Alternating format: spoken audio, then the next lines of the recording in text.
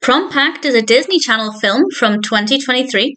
This is directed by Anya Adams, written by Anthony Lombardo, and we have a cast including Peyton Elizabeth Lee, Milo Manheim, Blake Draper. Great cast, great performances, decent narrative. I also have a question for anybody in the States. Are promposals really that extravagant?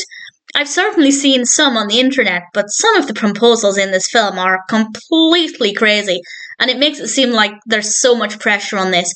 But our protagonist, Mandy, is not willing to feel that pressure. She's more focused on trying to get into Harvard, which I think is absolutely fantastic, but everybody around her is focusing on the prom and promposals and their relationships. Will she be able to have everything? Will she only be able to focus on college? Will there be love in her future? I'm not going to say, but I will say that in general, it's a very well-written narrative.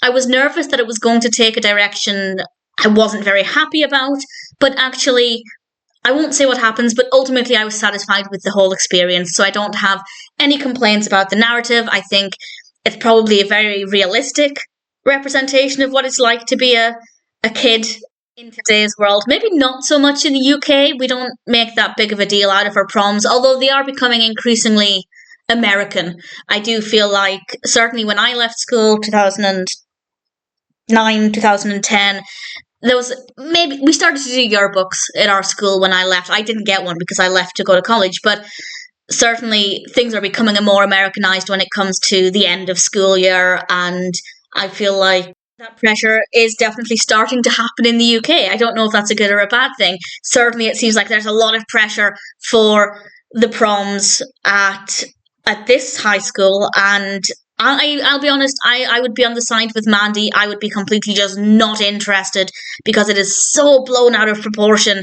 But, as I said, as the film progresses, she learns to look at things and people with a different perspective. It's also about getting to know somebody before you judge them, and I think this is really relevant for anybody, but particularly in schools where you have your cliques and you have your jocks and you have your studious, intelligent people who are like Mandy, focusing solely on college. They're not interested in anything else.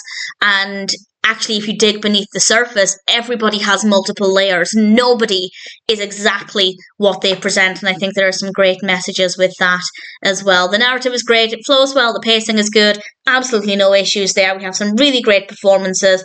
Definitely makes me not miss the anxiety of being at school, but certainly school days were some of the best I ever had.